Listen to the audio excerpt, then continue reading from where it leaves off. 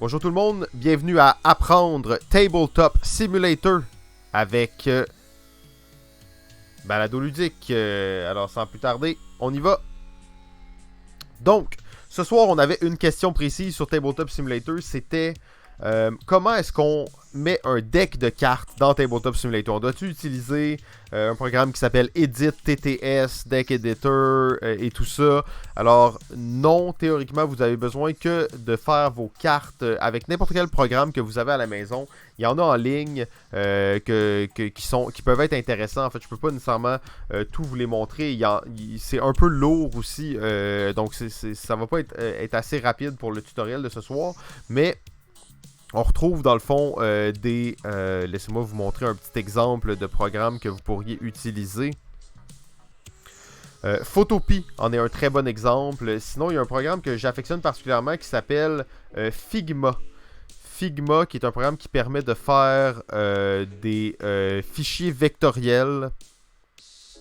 Donc ça peut être vraiment intéressant aussi de travailler avec ça. C'est un programme qui est gratuit aussi, comme Photopea. Mais ce soir, on va travailler directement avec Illustrator. Ça va être plus rapide et ça va nous permettre d'aller plus vite et d'expliquer quelques concepts de façon plus rapide.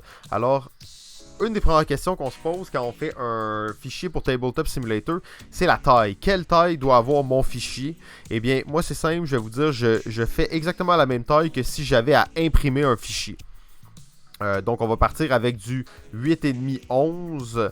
8,5-11. C'est pas mal la norme quand on veut faire de l'impression. Bien entendu, la plupart du temps, quand je veux imprimer, je fais plus du 11-17. Mais bon, si vous voulez l'imprimer à la maison, tout ça, du 8,5-11 va être plus approprié. Alors, j'ai mon fichier ici, qui est en train de s'ouvrir. Ok, alors je vois que vous n'avez pas toutes les fenêtres. Je vais aller vérifier quelques options dans l'enregistrement.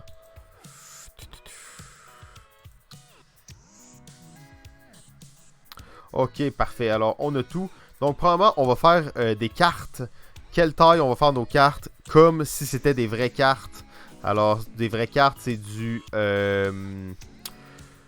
Il y a deux philosophies, là, mais ça va être du 2.5 par 3.5, ce qui est pas mal le plus standard. C'est les cartes de poker, en fait. Alors, on va faire ça ici. On va aller grossir un peu notre bordure de cartes. Et on va s'assurer de mettre la stroke. Il y avait la question qui se posait tantôt. Moi, j'aime bien le mettre au centre. Par défaut, il est au centre dans Illustrator. Par contre, assurez-vous d'une chose, c'est que la carte, elle va couper ici. Donc ça, c'est juste pour vous assurer d'avoir la bonne ligne de coupe. Là. Mais de toute façon, on n'est pas là pour faire du print. Alors, on va pas nécessairement regarder ça en détail aujourd'hui. On va juste y aller très rapidement. Alors, j'ai ma première carte. Faire un texte. Effet de la carte.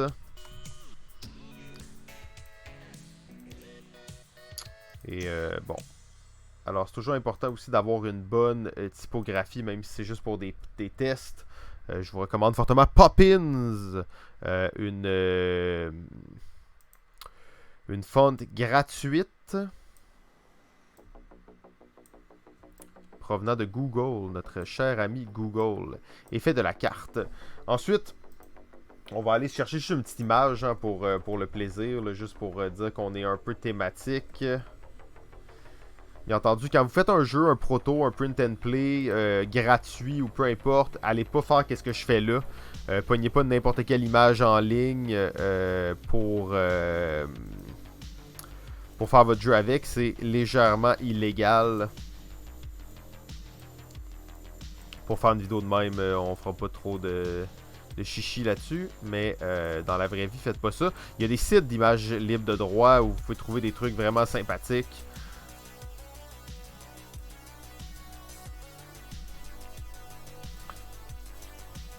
Donc, j'ai mis ça. Maintenant, on va s'assurer que nos cartes sont bien collées. Ça, c'est important. Particulièrement avec Tabletop Simulator. On va grouper tout ça, en fait. particulièrement avec Tabletop Simulator, c'est comme ça que ça va être... ça va être évalué. En fait, c'est comme ça qu'on va déterminer la taille des cartes. Et vous allez comprendre tantôt pourquoi.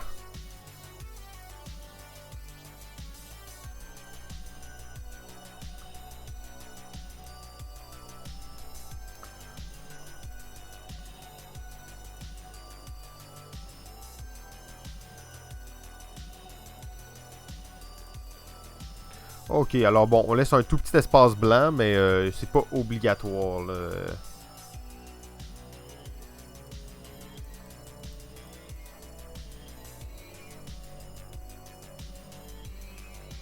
Parce que là, moi, j'essaye de... aussi de faire que le fichier puisse être imprimé plus facilement, éventuellement.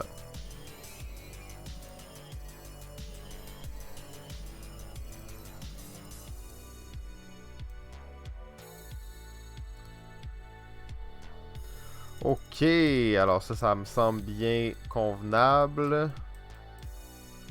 Peut-être un petit peu trop loin.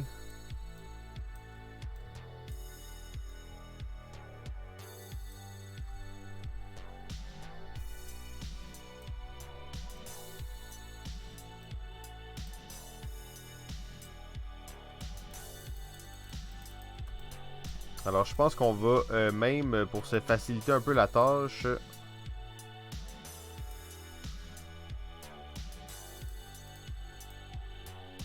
on va tout simplement mettre nos bordures directement à l'intérieur. C'était une suggestion d'ailleurs de Ben Jet 7. Je pense que pour ça, tu avais bien raison.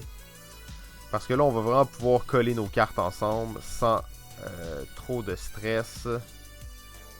Parce que là, ils vont se coller automatiquement. Ça va nous faire sauver beaucoup de temps de gossage. Hop. Ok. Alors, on a nos 3 cartes. On va maintenant dupliquer ça. Bien entendu, en temps normal, vous auriez des cartes différentes.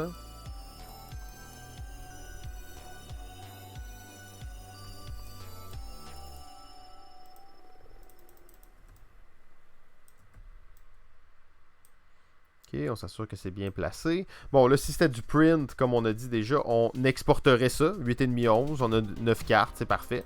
Mais nous, on va aller sur Tabletop Simulator. Ce qu'on veut faire sur Tabletop Simulator, c'est cropper absolument tout l'excédent. Alors, on veut conserver que les cartes. Ok, donc avec Illustrator, c'est un vrai charme à faire. Ça prend quelques secondes. Et là, on a croppé exactement toutes nos cartes. Maintenant, une dernière chose qu'on veut faire aussi, ça va être... on va créer un nouvel artboard. Ça va être de créer un verso pour la carte. Parce que c'est bien beau d'avoir... et on va tout simplement appeler ça... on se fera pas trop chier, là. On va appeler ça verso.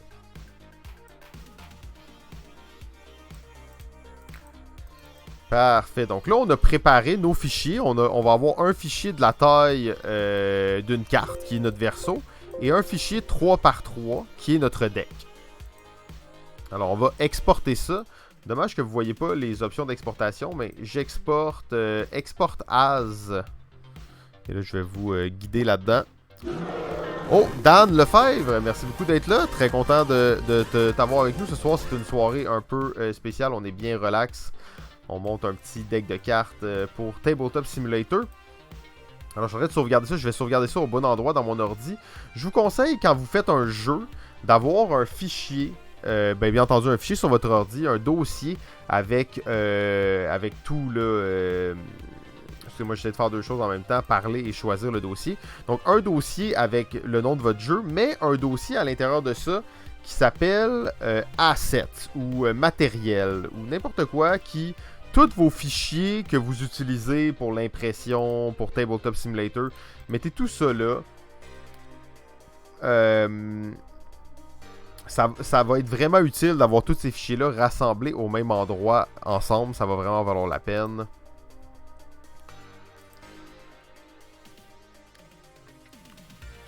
Alors, je vais choisir 300 DPI. Tantôt, je vous disais j'allais choisir la taille, la résolution du fichier, 300 DPI.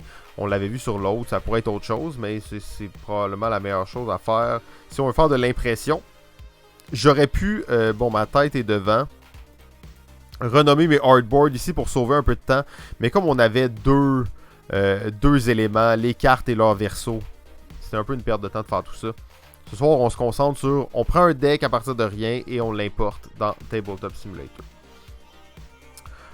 Donc, j'ai exporté mes fichiers. Vous ne l'avez pas vu, mais je les ai exportés, je vous l'assure. Ils sont maintenant sur mon ordinateur.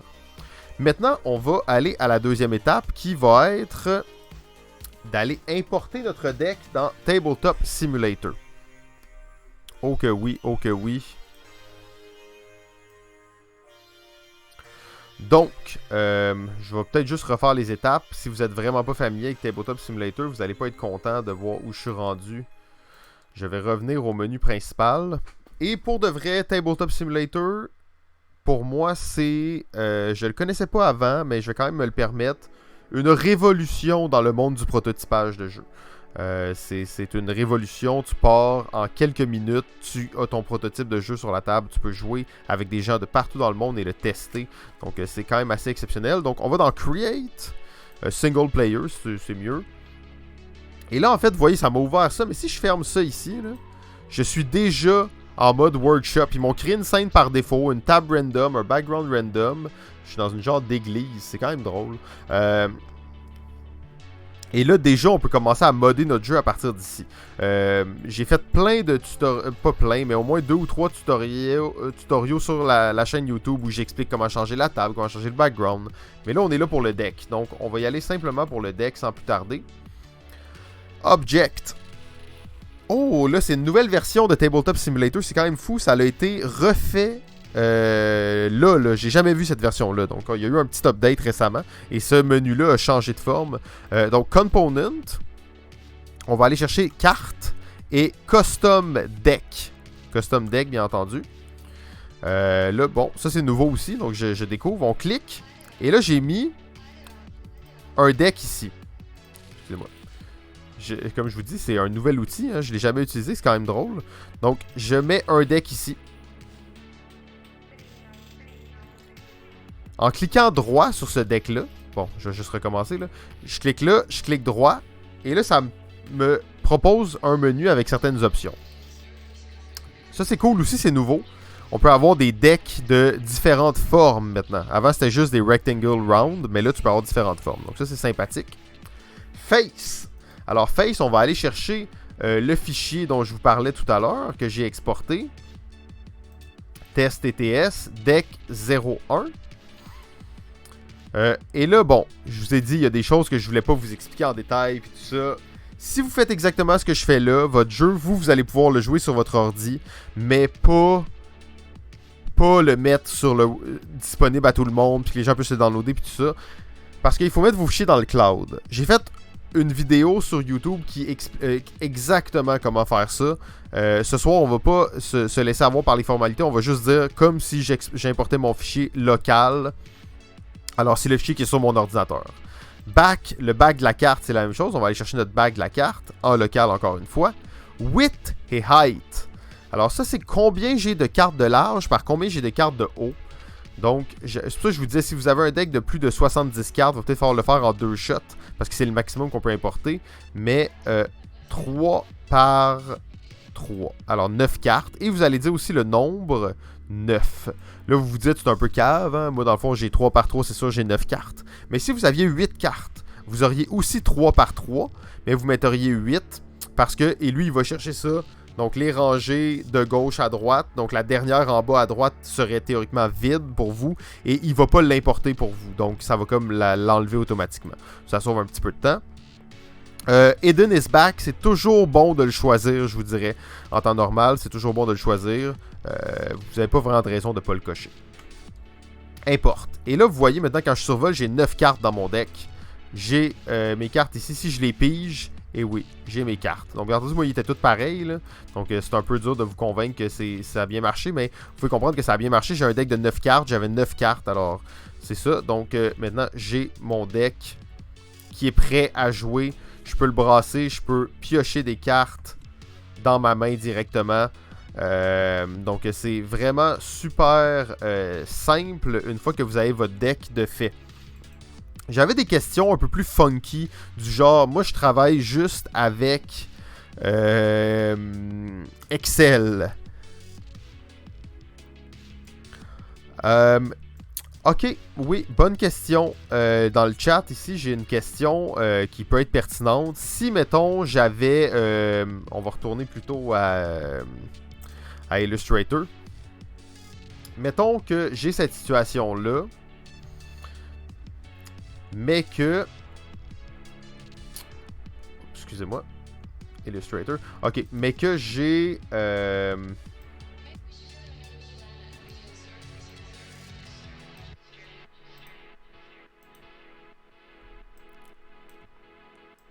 Donc, j'ai ma carte rouge.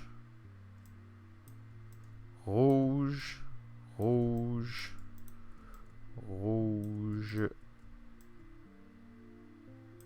Et mettons, j'en ai une bleue. Je pense que ça va répondre à la question de manière assez... La question, c'était si j'ai 4 cartes pareilles, est-ce que... 9 cartes différentes, mais 4 fois chaque. Ok, oui, désolé, j'avais mal lu la question. Bon, ça, bien entendu, ça se répondait de lui-même. Si tu as plusieurs fois la même carte, ben, tu fais la même chose, tu dupliques la carte. De toute façon, en impression, ça va être le même truc. Mais la question, désolé, je l'avais mal compris. Donc, dans le fond, j'ai 36 cartes, mais j'ai 9 cartes différentes. Donc, comme on a ici, on imagine que toutes ces cartes-là étaient différentes. J'ai 9 cartes. Pas plus compliqué que CTRL-C, CTRL-V, CTRL-C, CTRL-V, CTRL-C, CTRL-V.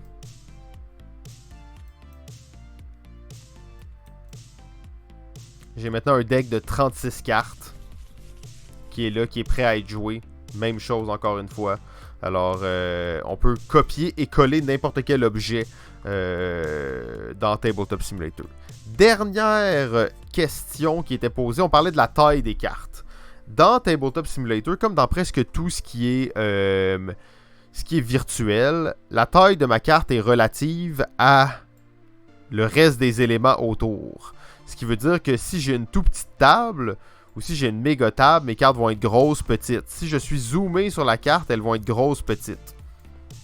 Dans Tabletop Simulator, dès que je survole un élément, peu importe lequel, qui n'est pas verrouillé, et je pèse sur la touche moins ou la touche plus, je peux grossir un élément. Ok? Bien entendu, il n'y a pas de limite, mais si je le grossis trop, je vais commencer à perdre la qualité éventuellement et mes cartes vont être un peu pixelisées. Mais ça, c'est pas ça la question. Là, on s'entend que j'exagère un peu. Tant que vous allez à une taille respectable, ça ne devrait pas causer de problème. Donc, si vous trouvez que vos cartes sont un peu trop petites, un peu trop grosses, c'est comme ça qu'il faut faire. Attention, vous avez commencé à distribuer les cartes. Vous êtes comme, hey, sont un peu petites les cartes, je trouve. Et là, je veux commencer à grossir la taille de mon paquet. Mais là, ça, c'est dommage parce que là, mes cartes qui étaient déjà sorties ne sont plus la même taille. Et là, ça crée une disparité dans le paquet. Et là, je pourrais pas retrouver exactement la même taille à part de guesser et tout ça. Donc, c'est un peu compliqué. Essayez d'ajuster la taille de vos éléments avant de commencer à jouer avec. Parce qu'après, vous allez être, comme on dirait par chez nous, un peu baisé dans l'os par rapport à ça. Sinon, ben, dernière chose qui est assez classique, mais dans Tabletop Simulator, quand vous conservez Alt sur un objet, eh bien, ça vous fait un genre de zoom sur cet objet-là. Donc, si je suis ici, ça me fait un zoom sur l'objet. Alors, ça, c'est toujours pratique, surtout quand on travaille avec des cartes. Alors, c'est ce qui fait le tour de cette vidéo très simple sur comment importer un deck de cartes dans Tabletop Simulator. Là, je sais qu'il y en a qui m'ont dit, oh, je travaille avec Excel. Avec Excel, je sais pas comment le faire. Je vais peut-être vous revenir avec une vidéo sur Excel, mais ça me semble quand même quelque chose d'assez unique à travailler avec Excel pour ça. Ça devrait être possible par contre. On va y revenir prochainement. Ciao tout le monde, bonne journée.